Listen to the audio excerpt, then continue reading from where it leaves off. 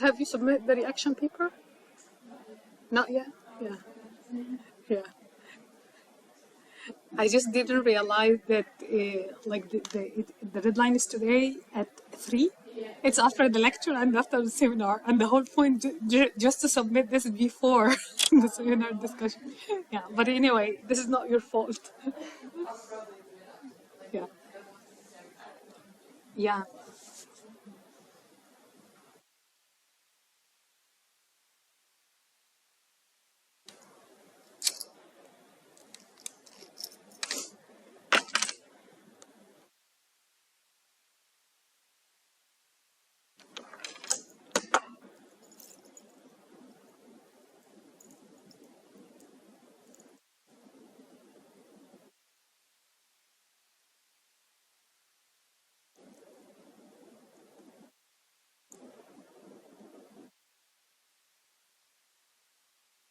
Okay, so let's start. So this week we're going to cover the neoliberal reforms and changing class relations. So we're going to cover this lecture, the financial crisis and how it actually obliged the former populist elites to make this swift or policy shift towards neoliberal and market reform measures. And we're going to discuss in some detail the reform and neoliberal reform as a policy package and what are the key determinants in order to achieve the best policy outcomes. So we're going to cover the stabilization programs and the structural adjustment programs, and then the politics or the political economy of market reform, how the main implications of the economic reforms lied mainly or like how it resulted in the shift of the coalitional politics in the Middle East, and what do we mean by the political complementarities between cronyism and the structure of labor market, and to what extent they reinforce each other in order to reproduce the state power and under development records at the same time.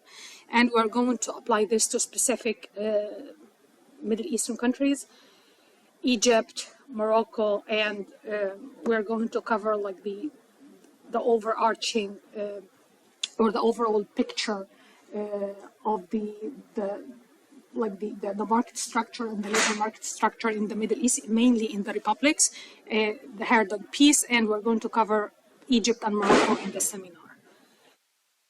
So can you remind me about how import substitution industrialization policies or the policies of the populist elites, the post-colonial populist elites, led to eventually to this kind of financial crisis and financial constraints in the Middle East that actually obliged and forced them to take neoliberal reform measures?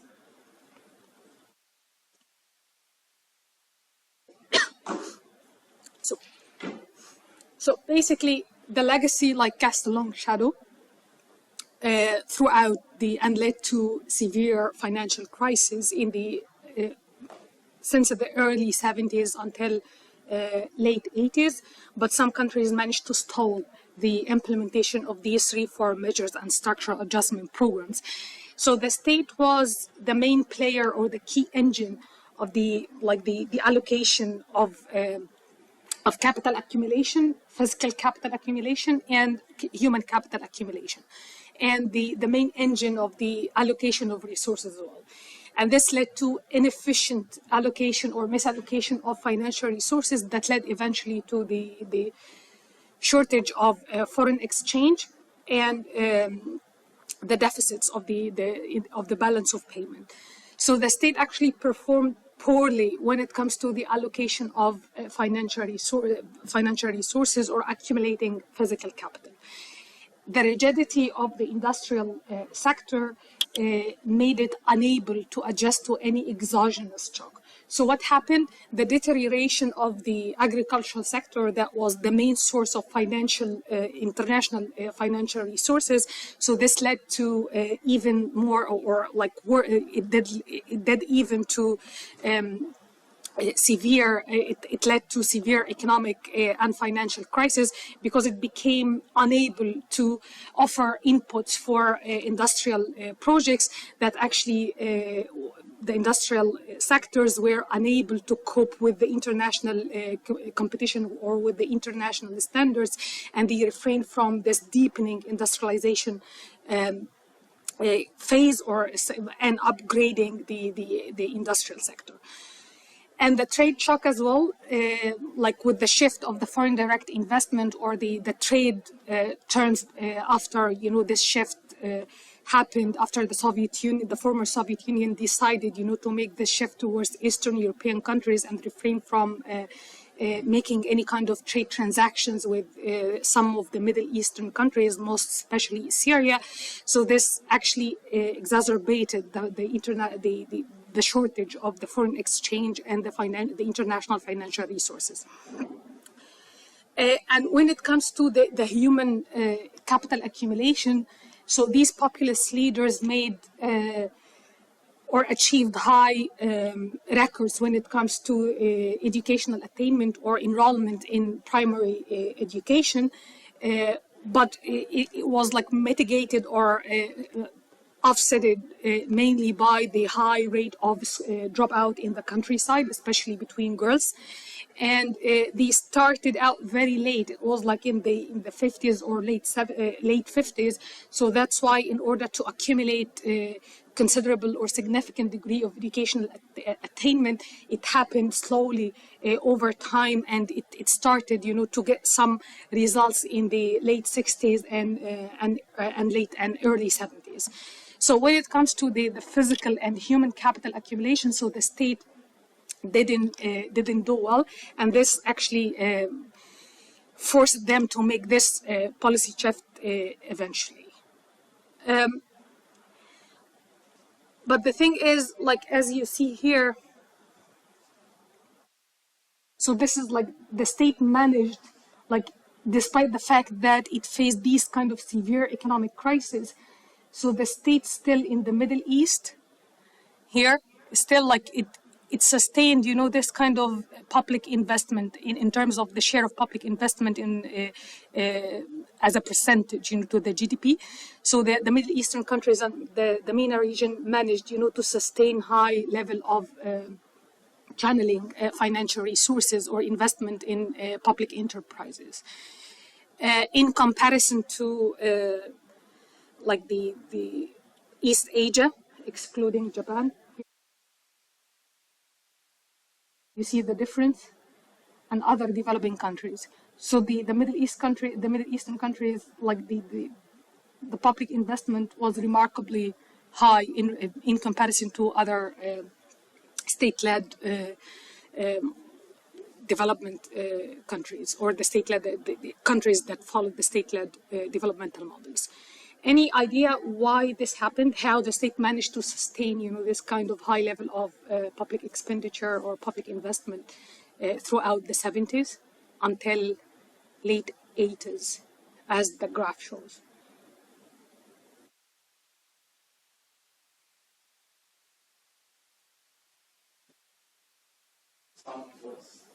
And this is like the private sector share, the investment of the private sector in comparison to, it's remarkably lower than other developing countries and East Asian countries. Any guess why this happened, despite the fact of the shortage of the foreign exchange and the severe financial crisis and the balance of payment deficit? Yeah. So basically it had like, the state managed like, so there was like a boom, in these kind of like until the first half of the 80s, and then it started, to slow down. It followed by like a bust in the second half of the 80s. That was because of the external rents, like remittances or workers' remittances, first of all, and the foreign or international external aids from the Gulf and other countries as well. So this actually stalled the implementation of structural adjustment programs, except Tunisia that started, started implementing these programs in the late 70s. So here you have like this graph, like you see here Egypt, Morocco, Syria, and Jordan as well, all of them, they managed, to sustain, this high degree of public investment until early 80s. They started, to face, this kind of, to feel the severity of the financial or the economic crisis in the second half of the 80s. Here you have Egypt, the throughout the 80s. Like Egypt actually implemented this structural economic reform and structural adjustment program in the early 80s. So the political elites, they started, this kind of political economic liberalization or economic opening or infitah in the late 70s, but the actual programs of the structural adjustment package and the stabilization programs, they started to apply this in the early 90s. So this happened because of the rents. Like the state kept sustaining the public expenditure until early 80s. In comparison to the revenues, the expenditure the expenditures were much higher than the revenues, and the inability to generate more revenues apart from the rents coming mainly from workers and the Suez Canal. So this led to the financial crisis in the late 80s that actually obliged political elites and Mubarak regime to carry out, these structural adjustment programs.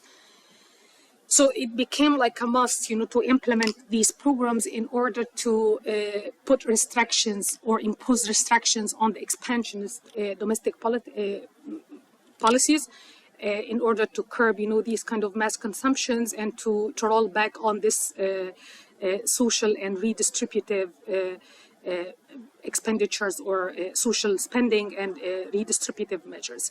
And these kind of external payment constraints as well in order to balance the books. So the state had to secure, or at least in order to receive structural adjustment loans. So the state had, to implement these stabilization and structural adjustment programs in order to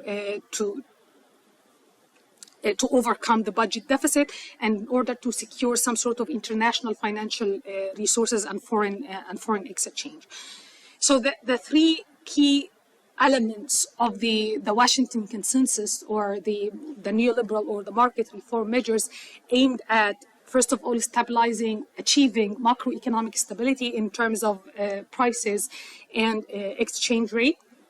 So the state had to allow market mechanisms to determine, the exchange rate and the market prices, and the state had to implement some measures and to formulate some policies that would guarantee or encourage the private sector to invest in the domestic market and to as the key engine of the economic growth, and to liberalize, to remove any kind of protectionist measures or protective tariffs in order to liberalize the trade. And this actually would enable the country or the state to expand the industrial base and to achieve, high level of competitiveness in the international market. This would actually encourage investors to innovate and to carve out some competitive position or to have competitive edge in the global market or in the global economy. So in order to achieve this, the state had to reduce its role in the economy. So the state had to reduce its, to discipline, its public expenditure. So the state had to reduce, the public expenditure and to control the domestic demands and to shift, the expenditure pattern, and to encourage private investment in order to increase, their productivity. This has to be implemented or has to be achieved through the implementation of these measures, stabilization programs, and this would offer short-term remedies, for the budget deficit and the balance of payment deficit, and this would impose some sort of restrictions, on the foreign exchange, and would target, the high prices and would target the inflation. Any guess how the state would achieve this?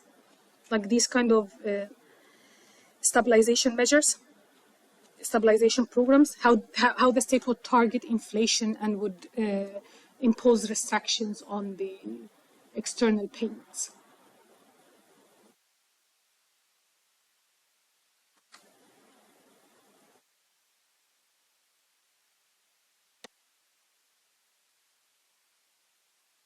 Okay, so this is like the short term. Okay, this is like the the most urgent task to target inflation and to control, to put like restrictions on the domestic demands, the expansionist, domestic consumption. And on the long-term or medium-term outcomes, the state has to introduce some structural reforms in order to make, this kind of structural transformation towards like increasing productivity or towards expanding industrial sectors, and in order to encourage export-led industrialization and export-led growth.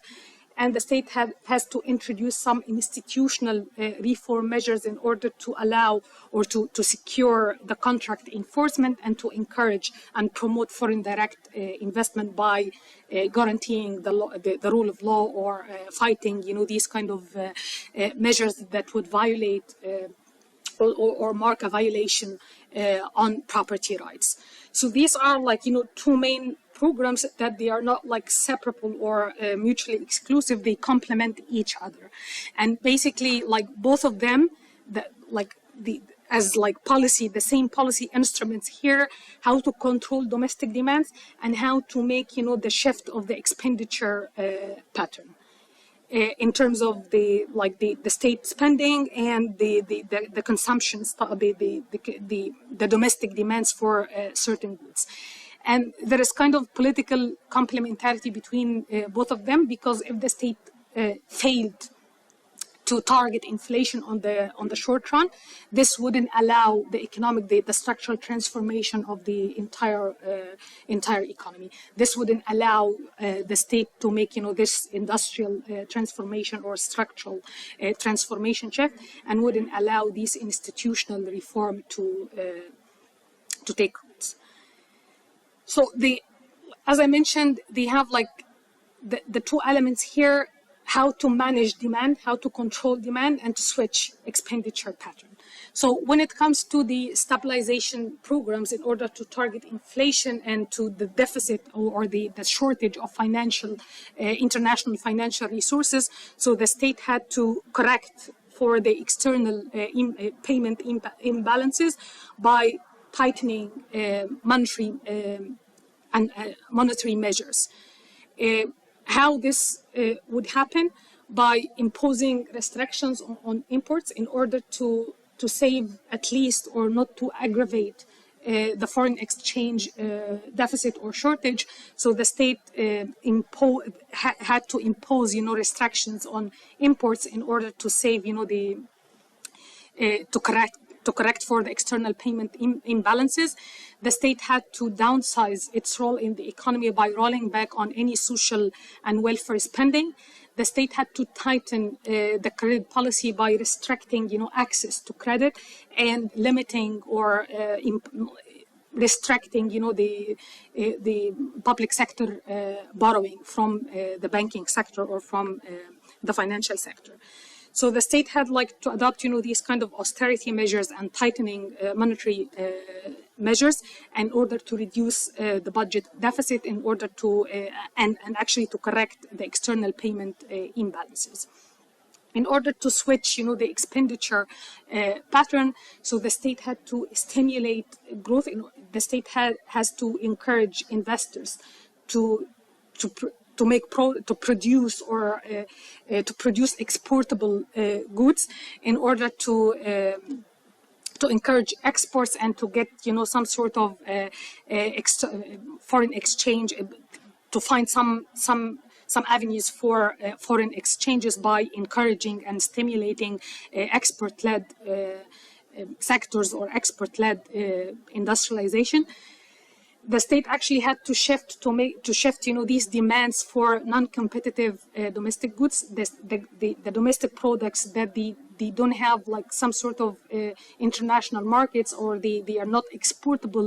So the state has to encourage domestic demands for these domestic products and to put restrictions on imports. But like this is like in principle or theoretically would target inflation and would make this expenditure switching policies on the short run. But what was wrong when it comes to the economic structure or the structure of the economy of the Middle Eastern countries? They were inflexible, so they didn't have this flexibility in order to make this kind of industrial transformation, in order to make this shift, in order to produce exportable goods, or in order to make this shift in the pattern of in consumerist pattern. So, but keep doing, or like the state had to keep pushing for these measures, because it might be these should be like effective in the medium term, and this would stimulate or would work in tandem with the medium term adjustment programs. The structural adjustment programs as well, they have like the same policy instruments, demand management policies, but this is like it would take some sort of policies in order to control or manage demands that would enable a structural transformation on the medium and long term. So the state again will continue with reducing the public expenditure. The state would increase private savings by playing or controlling the increasing interest rates in order to encourage people to save money, and the state would improve the taxation system by imposing or broadening the tax base by imposing, for example, income taxes, and this would restrict domestic expenditure on imported goods. So this would limit the demands for luxury goods, and would improve on the long run the public investment by strengthening the competitiveness of tradable goods. So in tandem, or this has to go in like hand in hand with devaluation of the national currency or depreciation of the exchange rate, and encouraging the export or encouraging investors to produce again exportable goods and increase the export volume. And like it has like to be like these policies have to be implemented with some sort of sensitivity, because the depreciation of the, so what's the negative effect of the devaluation if the state took the decision of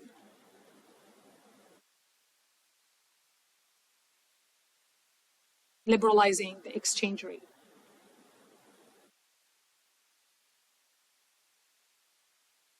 We'll leave it to demand and side, to the market mechanisms.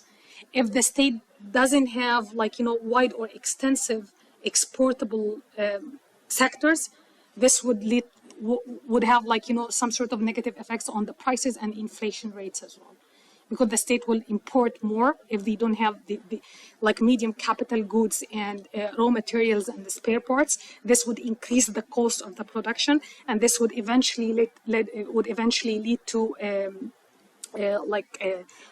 would increase the prices.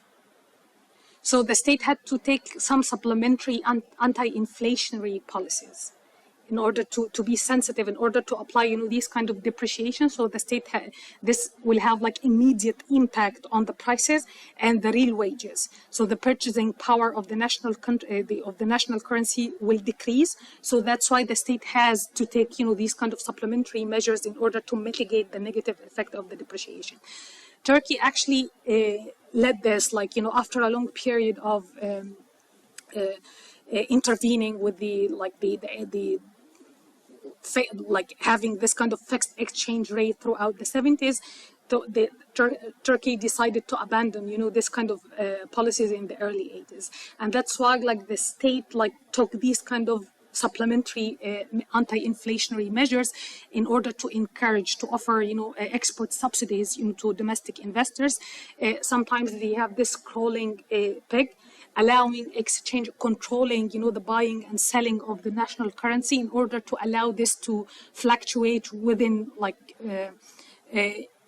existing bound, to allow this to fluctuate within, this range. So the state had to be the economic the economic decision makers, they have to take, to be sensitive, to these supplementary policies in order to mitigate the negative effect of the structural adjustment programs. The state, as Turkey did, imposed some sort of import restrictions on non-essential goods, and at the same time it offered some protectionist measures to infant industries in order to allow them to develop their competitive edge in the international market. And it offers as well export subsidies in order to encourage, export-led industrialization or export-led growth. And it managed, to have efficient enclave in the economic structure, especially in the textile sector. So the coordination between these policies is very essential in order to bring about,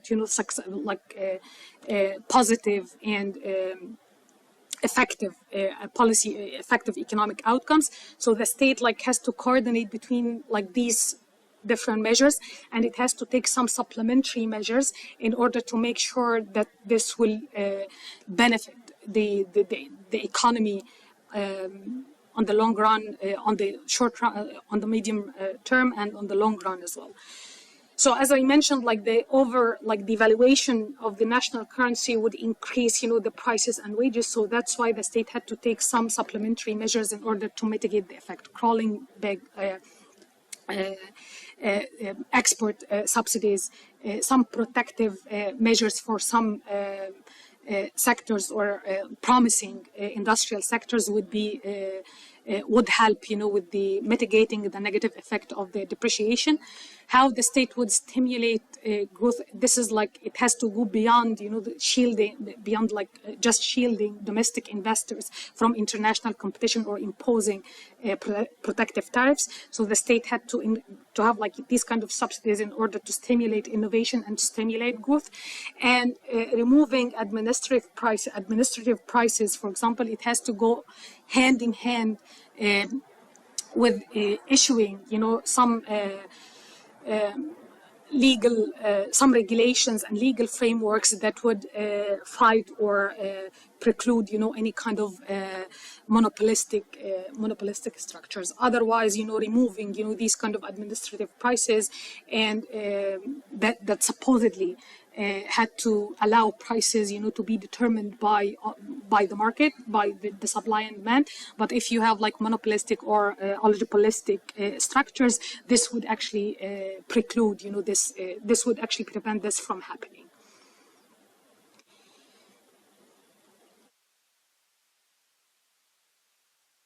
So the state had to implement these measures with sensitivity and caution in order to allow for these kind of coordination between different packages, between different policies, and to take supplementary measures in order to guarantee, to mitigate the negative effects, and to allow to give some sort of to allow these policies to bring about positive outcomes. And in order to sustain these kind of economic reforms, the state has to implement some sort of institutional reforms as well. Institutional reforms is the state has to take some indirect role in order to regulate the market in terms of allowing for law enforcement or contract enforcement or protecting property rights. So the state had to have efficient legal and administrative structures or institutions, and the state has to guarantee the circulation of information in order to reduce the transaction cost and to allow for the contract enforcement in order to encourage domestic investors and international investors to come in or to channel some monies or resources into export-led sectors. So what happened, this is like theoretically speaking, in order to allow for positive outcomes, in order to guarantee like some sort of positive outcomes that will come out of the market reform measures. So the state has to have like these kind of supplementary and coordinating measures and institutional foundation as well, in order to allow the functionality, in order to allow market economies to function or to operate efficiently. So what happened in the so what was wrong in the Middle East, or what went wrong in the Middle Eastern countries?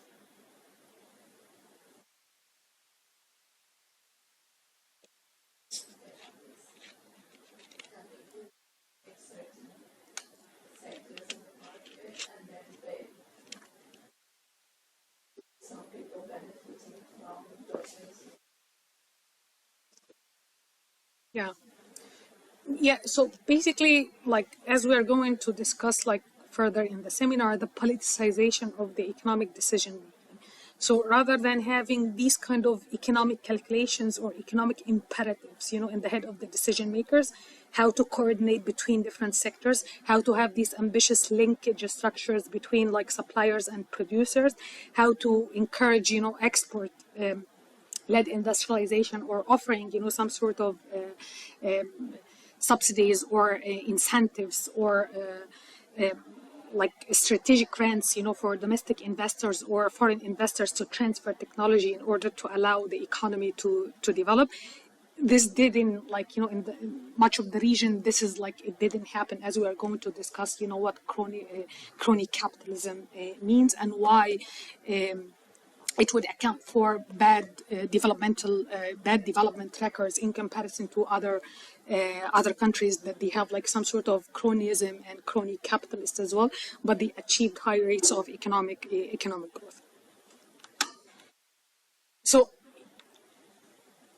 in the Middle East, first of all, like the state, even like after rolling back on its on its like populist commitments or redistributive commitments, the state didn't have to make any kind of to change the distributional coalition, didn't face any kind of distributional conflict that obliged or forced political elites to mitigate, these kind of effects.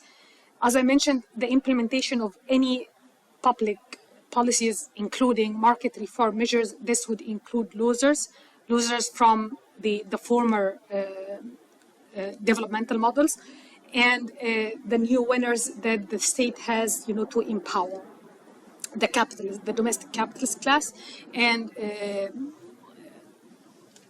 to some extent, their like, foreign, supposedly their foreign allies. And the losers, mainly the popular classes, the workers, peasants, and bureaucrats from the state capitalist model.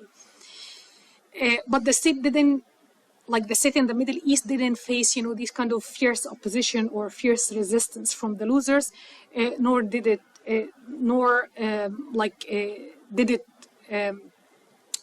find itself, in a position to empower the capitalist or domestic investors. So first of all, when it comes to losers, I'm going to discuss this in some detail shortly. So labor unions, they were largely depoliticized and demobilized. They were used by political leadership, except for Tunisia. They were used by political leadership in order to, that actually mobilized them in a top-down manner or in a top-down form in order to achieve some political outcomes. So they didn't have this kind of autonomous organizational capacity in order to prevent the implementation of these measures. For the bureaucrats, the state actually followed, this kind of tactic that allowed for rapid turnover. With the rapid turnover, the bureaucrats didn't have the time in order to to form or to construct, kind of identity based on objective basis or objective foundation as a bureaucrat, or like they can form their own identity by emanating from their position in the state apparatus. This rapid turnover didn't allow this to happen, and the state actually intervened in order to instigate or these kind of factional alignments or factional disputes between different state bureaucratic apparatuses in order to fragment or atomize, their mobilization power or their political power. And most of them, they became part of the new coalition that actually gathered, capitalist or put together capitalist and security apparatus and the military and the former bureaucrats. They had this kind of coalitional dynamics or politics in order to have their own economic enterprises or their economic operations in the post-neoliberal period. So they didn't face any kind of resistance or any pushback, from the bureaucrats in order to prevent, the implementation of these policies. For the winners, so the state actually didn't have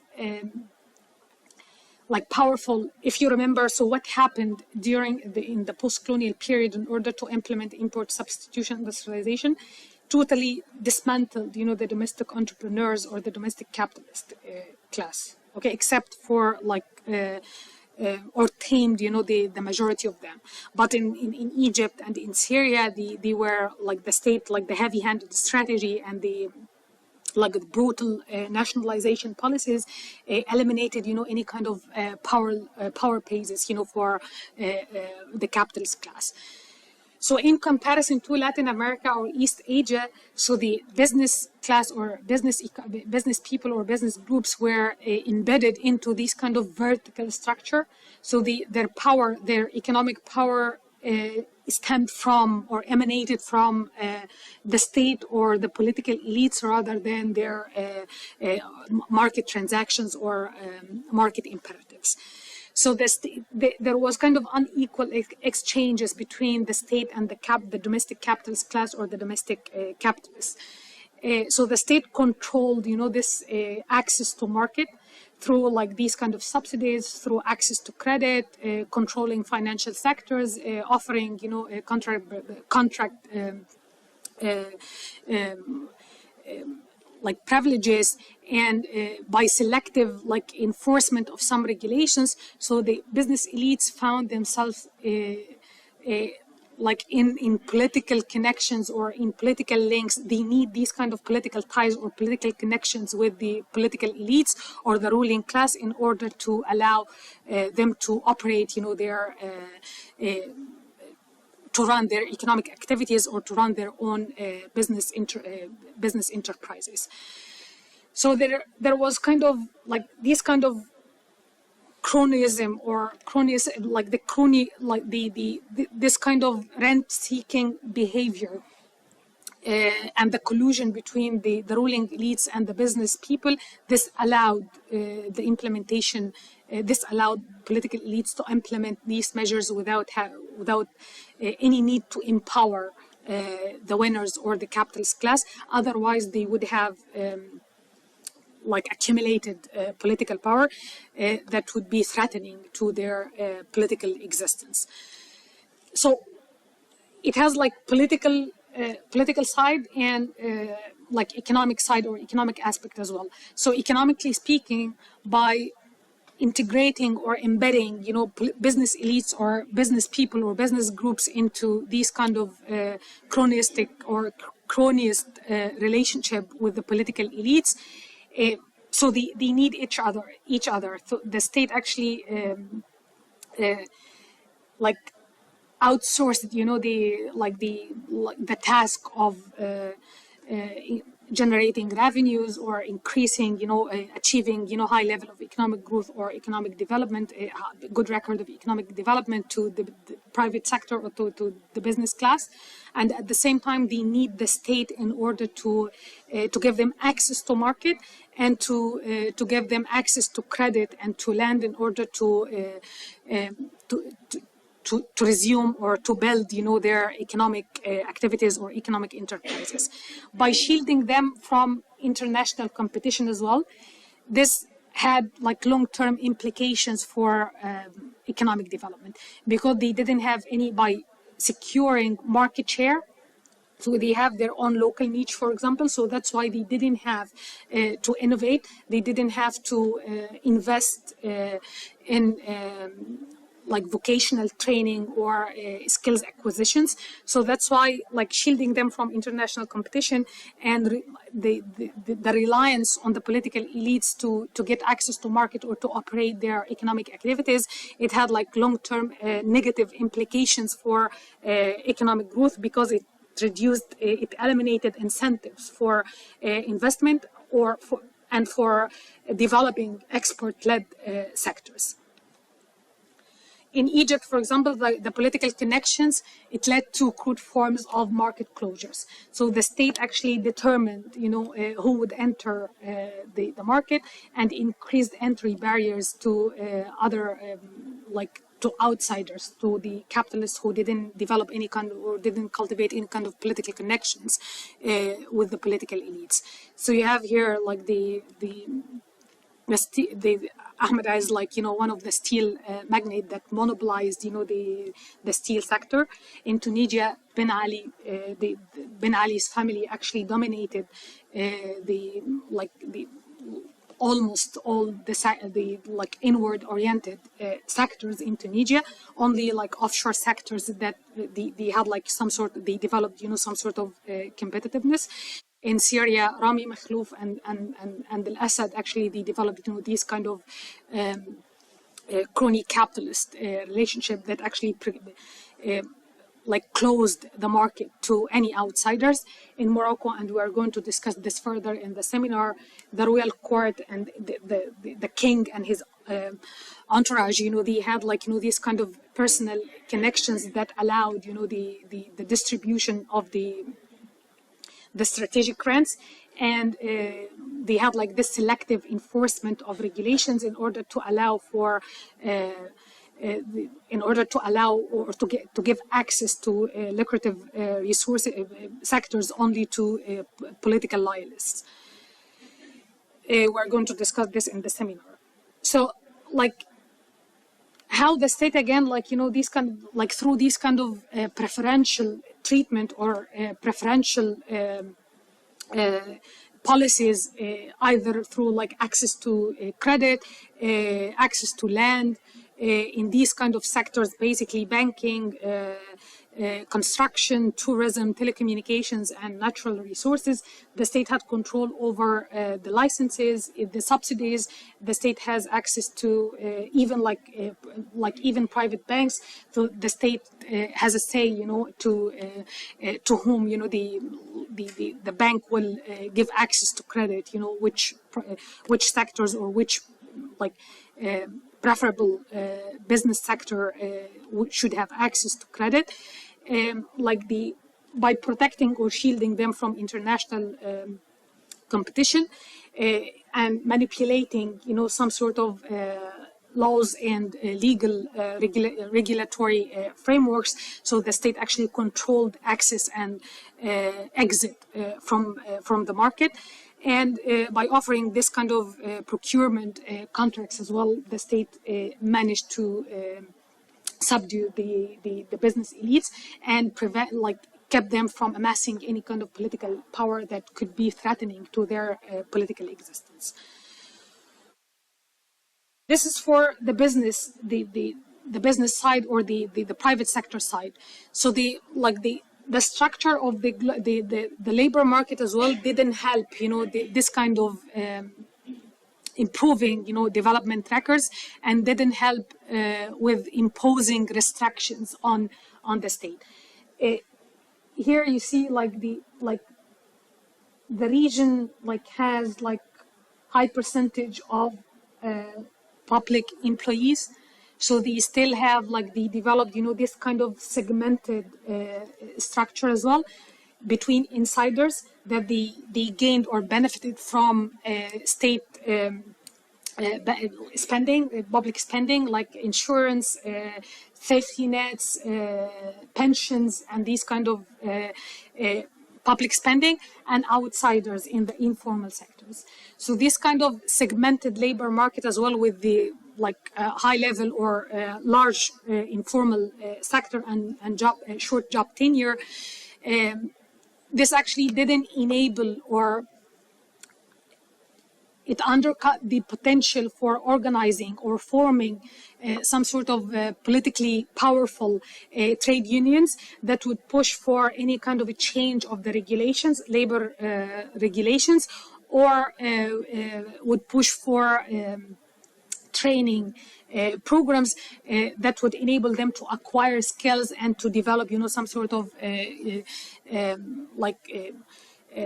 to acquire skills that would enable them to join competitive sectors.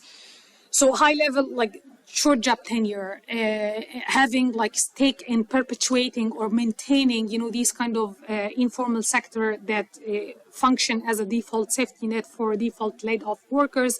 And both workers didn't have, with this job tenure, they didn't have any incentives to organize themselves and to push for skills acquisition or training programs. And employers as well, they didn't have, because for them, it's less costly to hire and fire workers and to keep them on, not to keep them on payroll for a long period, in order not to invest in training program and in order not to promote and to increase, the wages or the pay. So this is it enabled both of them to maintain, this segmented structure between insiders and outsiders, and to keep these kind of lack of organizational capacity that would be politically threatening, but it also affected the development, because it didn't enable them to push for any reforms in the regulations that would organize the relationship between workforce and employers. And from this, the notion of political complementarities of cronyism and labor market emerged. So here you have here the segmented labor market. So they didn't have because of these kind of insiders and outsiders and high when you have high percentage of public sector employees, so this would prevent labor mobility, and at the same time this limit incentives to push for skills acquisition and to coordinate efforts, and segmented private sectors as well. So they need the state intervention in order to give them access to markets and to preferential treatment policies. And both of them, they didn't push for any kind of skills acquisitions, and this enhanced, this low skills trap or low skills level. And this is what in the article we are going to discuss in the seminar. This is the self-reinforcing negative equilibrium, between the cronyism and labor market, because of these kind of negative inefficiencies are mutually reinforcing. Because of this kind of low productivity, no competition, this would ensure or perpetuate the low skill trap. And this is what Schneider and Karcher actually mentioned about, talked about political complementarities. Here, two institutions may not only be complementary because they reinforce each other's not only economic performance, but also if their joint existence reinforces their political resiliency. A complementary relationship is political if it's mediated by the state, or political system, or if it affects the incentives for or ability of actors to mobilize, for political agenda.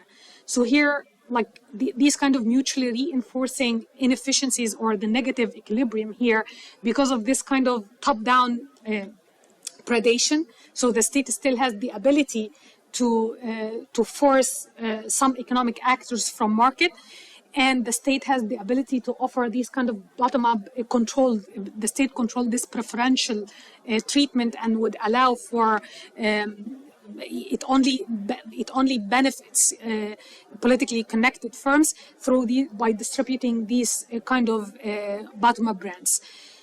So the state intervened, this kind of economic relationships that would affect, the economic performance as well. So business people, they didn't have the organizational ability to accumulate political power or to have like independent political or autonomous political power that would threaten the existence of the state or the political elites. And at the same time, the state co-opted, the top personnel or the top hierarchy of the trade unions in order to demobilize militants or rank and file, and this led to the fragmentation of the labor, the workforce or the labor unions, and in addition to the high percentage of informalities or the informal sector, that they didn't have the organizational capacity or the ability to organize themselves. So in this case, the state intervention in the relationship between with the labor and with the business people prevented them. It affected, the incentives, they have to organize themselves, and it affected as well, their political political and organizational capacity that actually subordinated both of them to the state power. So and this had it had long-term implications for economic performance as well. Not only political damage, it has only effect on the development records or economic growth rates. It precluded competition, innovation that actually or eventually led to decreased or undermine the ability to achieve high economic growth by controlling credit, subsidies, and land. So they didn't have any incentive, as I mentioned, to innovate or to have this kind of technological upgrading or to carve out competitive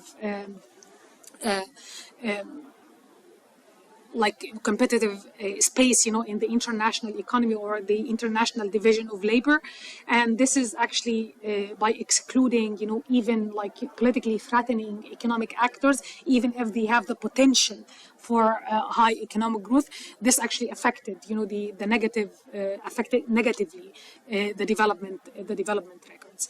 We are going to discuss, this missing middle thing by not allowing for small and medium-sized enterprises, to grow through these kind of protectionist and anti-competitiveness policies, and as well, in order to prevent labor unions from pushing for any kind of changes and for any kind of increases in their wages.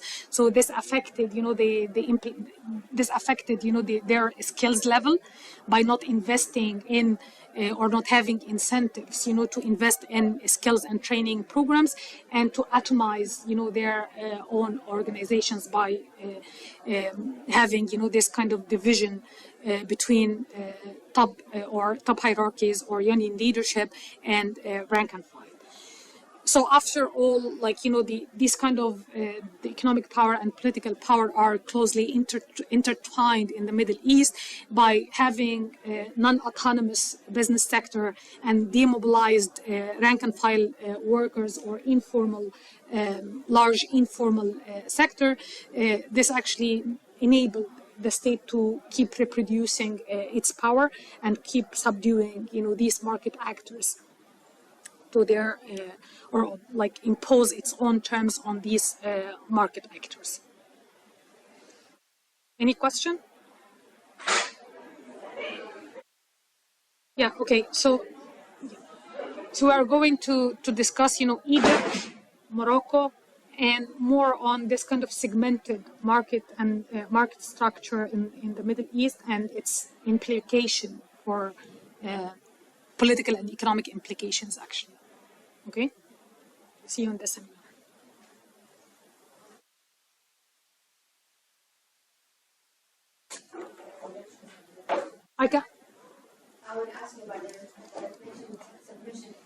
The reaction paper?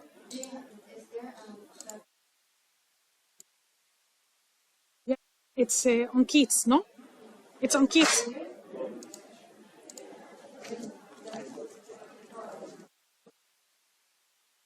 We have a 5%. We have a 5% word that. Yeah, plus or minus. Yeah, that's how I read it.